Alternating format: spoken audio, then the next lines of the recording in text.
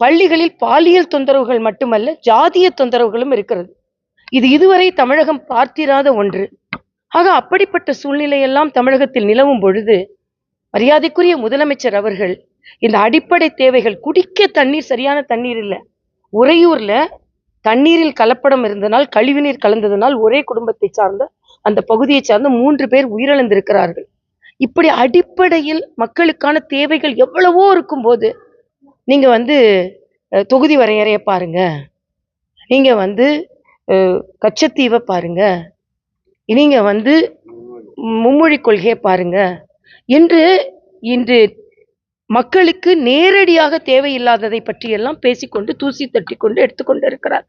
மக்களை புறக்கணித்துக் கொண்டிருக்கிறார், புறந்தள்ளிக் கொண்டிருக்கிறார். மக்கள் நன்றாக கவனித்துக் கொண்டிருக்கிறார்கள். அதனால் இன்று ஒரு மாற்றாக பாரதிய ஜனதா கட்சி கூட்டணி நிச்சயமாக 2026 மக்கள் கூட்டணியாக வெற்றி பெற்று மக்களுக்கு என்னெல்லாம் செய்ய வேண்டுமோ செய்ய முடியும். ஏன்னா இன்னைக்கு ஆளுங்கட்சி கூட்டணியை பார்த்தீங்கன்னா மக்களோடு அதிகமாக விலகி போயிருக்கிறார்கள்.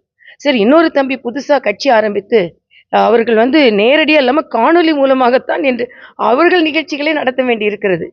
ஆக மக்கள் அரசியல்வாதிகளை காண முடியுமா என்று தரையில் எல்லோரும் பணியாற்றி கொண்டிருக்கும் பொழுது காணொலியில் தான் சில தலைவர்களை பார்க்க முடியும் என்றால் அது எப்படி சரியாக இருக்கும்? அதனால இன்று களத்தில் இறங்கி மக்களுக்காக பணியாற்றி மரியாதைக்குரிய அண்ணன் நயினார் நாகேந்திரன் அவர்கள் தமிழகம் முழுவதும் சுற்றுப்பயணம் செய்து தொண்டர்களை எல்லாம் இன்று தரிசித்து வந்து கொண்டிருக்கிறார்.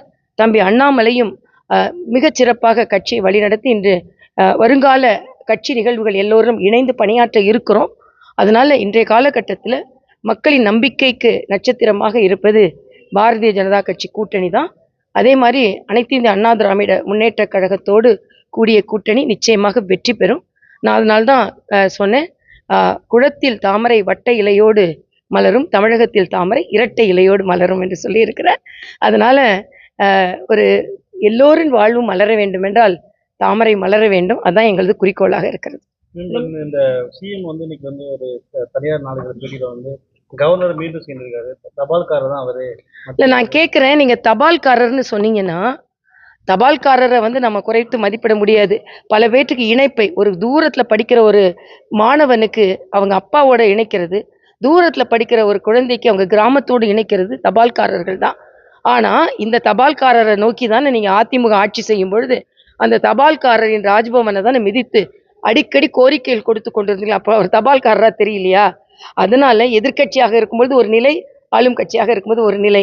இதை அண்ணன் ஸ்டாலின் உணர்ந்திருக்கிறார்கள். நானும் கவர்னராக இருந்திருக்கேன். ஆளுநருக்கு கொடுக்க வேண்டிய மரியாதை கொடுத்துத்தான் ஆக வேண்டும்.